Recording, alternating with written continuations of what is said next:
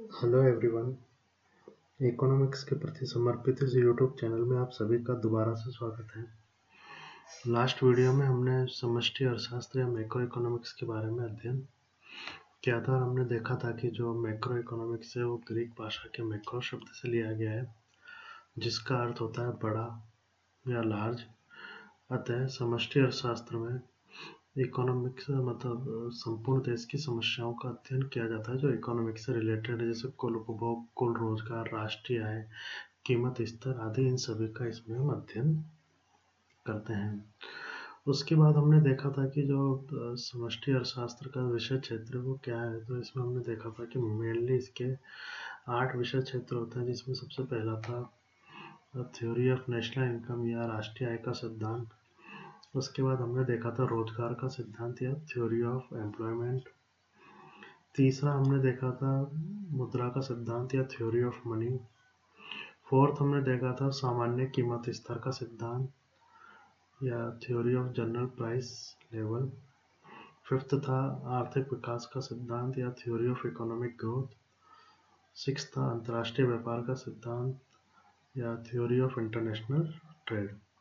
Seventh हमने देखा था वितरण का समष्टि सिद्धांत या मैक्रो थ्योरी ऑफ डिस्ट्रीब्यूशन। और एट्थ था व्यापार चक्रों का सिद्धांत।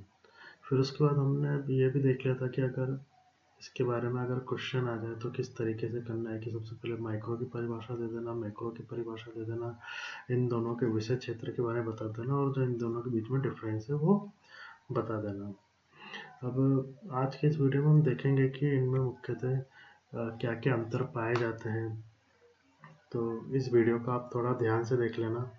ऊपर वाला नहीं देखा हो तो फिर भी कोई बात नहीं, वैसे तो आपको वो भी ध्यान से ही देखना था, लेकिन इस वीडियो को आप थोड़ा ध्यान से देखना कि इनमें बेसिक अंतर क्या क्या है। ये आपके एग्जाम से रिलेटेड क्वेश्चन मुझे लग रहा है कि ये आपके आएगा। तो हम इस तरीके के आप टेबल बना लेना। अगर एग्जाम में क्वेश्चन है, एक तरफ व्यष्टि अर्थशास्त्र लिखना, दूसरा तरफ समष्टि अर्थशास्त्र लिखना और दोनों की एक साथ अंतर बताते हुए चलना। तो सबसे पहले हम देखते हैं व्यष्टि अर्थशास्त्र में। इसमें है व्यष्टि अर्थशास्त्र का अध्ययन व्यक्तिगत इकाई की अर्थव्यवस्था के लिए किया जाता है। हम पहले ही बता चुके हैं कि अगर हम व्यक्तिगत इकाई के बारे में बात कर रहे हैं तो हम व्यष्टि अर्थशास्त्र में करते हैं। समष्टि अर्थशास्त्र के बारे में है समष्टि अर्थशास्त्र का अध्ययन संपूर्ण देश की अर्थव्यवस्था के लिए किया जाता है। अगर हम संपूर्ण अर्थव्यवस्था की बात कर रहे हैं तो उसमें हम समष्टि अर्थशास्त्र का अध्ययन करते हैं। दूसरा जो इनमें मुख्य अंतर है वो ये है कि व्यष्टि अर्थशास्त्र विश्लेषण के लिए उपकरण के रूप में कीमत का प्रयोग करता है, इस कारण इसे कीमत सिद्धांत भी कहा जाता है। जबकि समष्टि अर्थशास्त्र राष्ट्रीय आय व रोजगार को उपकरण के रूप में प्रयोग करता है, इस कारण इसे आय व रोजगार का सिद्धांत भी कहा जाता है। तो इसमें आप अंतर बता दीजिएगा कि इसको कीमत सिद्धांत कहा जाता है और समष्टि अर्थशास्त्र को आय व रोजगार का सिद्धांत कहा जाता है, और इसको कीमत सिद्धांत क्यों कहा जाता है, इसको आय व रोजगार का सिद्धांत क्यों कहा जाता है, ये भी आप बता दीजिएगा। तीसरा जो इसमें अंतर है वो हम देखते हैं कि व्यष्टि अर्थशास्त्र में संसाधनों के अधिकतम वितरण से संबंधित सिद्धांतों का अध्ययन किया जाता है कि जो हमारे संसाधन है उसका वितरण किस तरीके से किया जाता है। समष्टि अर्थशास्त्र में उत्पादकता का विस्तार और पूर्ण रोजगार की प्राप्ति से संबंधित सिद्धांतों का अध्ययन हम करते हैं। इसके बाद हम देखते हैं कि व्यष्टि अर्थशास्त्र का अध्ययन व्यक्तिगत इकाई की संतुलन की स्थिति में किया जाता है, कि जो व्यक्तिगत इकाई संतुलन की स्थिति में है या नहीं है उस चीज का इसमें अध्ययन किया जाता है। मेनली हम इसमें इक्विलिब्रियम की बात करते हैं, कि जैसे कि मांग व पूर्ति जब एक दूसरे को काटते हैं वहाँ संतुलन की स्थिति प्राप्त होती है। तो व्यष्टि अर्थशास्त्र में संतुलन की स्थिति के बारे में अध्ययन करते हैं। जबकि समष्टि अर्थशास्त्र का अध्ययन जब किया जाता है जब संपूर्ण अर्थव्यवस्था में असंतुलन की स्थिति हो, कि मंदी की स्थिति आ गई, तेजी की स्थिति आ गई, जो भी इकोनॉमिक्स से रिलेटेड मेजर्स प्रॉब्लम होती है जो संपूर्ण अर्थव्यवस्था को प्रभावित करती है, उसका समष्टि अर्थशास्त्र में अध्ययन किया जाता है। पांचवा यह है कि समष्टि अर्थ या व्यष्टि अर्थशास्त्र में यह केंद्रीय समस्याएं क्या है, कैसे है, किसके लिए है, और उत्पादन हल करने में सहायता करता है। जो माइक्रो इकोनॉमिक्स से इस तरीके की समस्याओं को हल करता है। और मैक्रो इकोनॉमिक्स में क्या है, ये अर्थव्यवस्था के संसाधनों के पूर्ण प्रयोग वे विकास में सहायता करता है कि अर्थव्यवस्था में संसाधनों का पूर्ण प्रयोग किस तरीके से किया जाए, उनका विकास किस तरीके का किया जाए, यह मैक्रो इकोनॉमिक्स में पढ़ते हैं।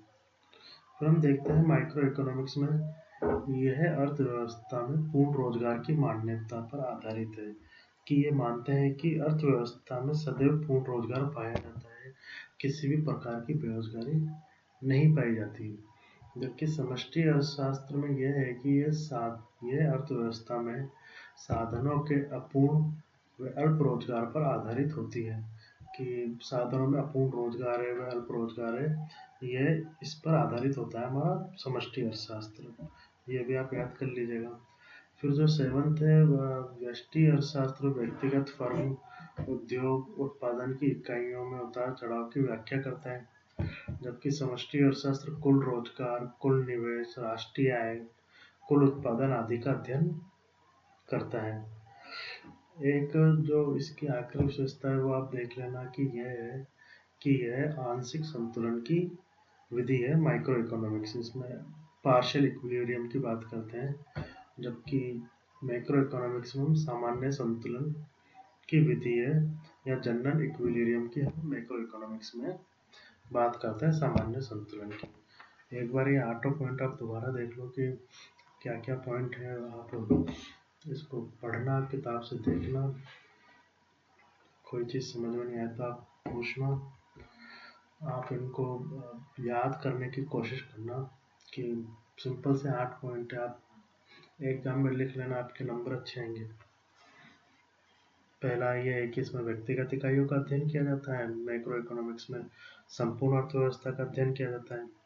फिर है कि इसे कीमत सिद्धांत कहा जाता है, इसे आय व रोजगार का सिद्धांत कहा जाता है। फिर इसमें तीसरा माइक्रो इकोनॉमिक्स में संसाधनों के अधिकतम वितरण से संबंधित सिद्धांत का अध्ययन किया जाता है, जबकि इसमें इसके विस्तार का, पूर्ण रोजगार से संबंधित सिद्धांत का अध्ययन किया जाता है। फिर यह है कि इसमें व्यक्तिगत इकाई में संतुलन की स्थिति में होती है, जबकि इसमें जब संपूर्ण अर्थव्यवस्था असंतुलन की स्थिति में होती है मैक्रो इकोनॉमिक्स में जब अध्ययन करते हैं। फिर इसमें केंद्रीय समस्याएं क्या, कैसे, किसके लिए उत्पादन के हल करने में सहायता करता है, ये साधनों के पूर्ण उपयोग, प्रयोग, विकास के बारे में बात करता है।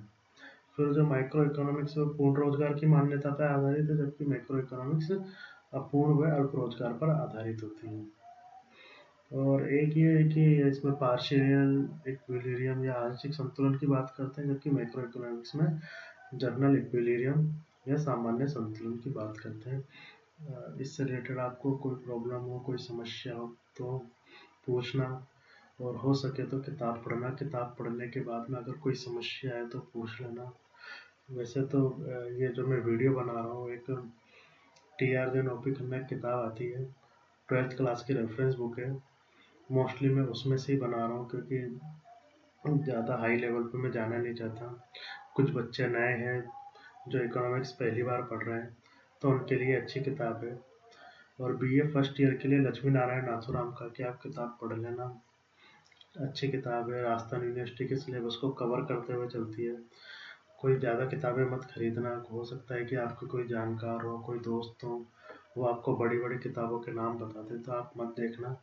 जो हिंदी मीडियम के स्टूडेंट हैं वो लक्ष्मी नारायण नाथुराम का देख लेना, व्यष्टि अर्थशास्त्र। और इंग्लिश मीडियम के लिए अगर आपको HL आहूजा की किताब मिल जाए, माइक्रो इकोनॉमिक्स, अच्छी किताब है, आप उसमें से देखिएगा। Okay, thank you.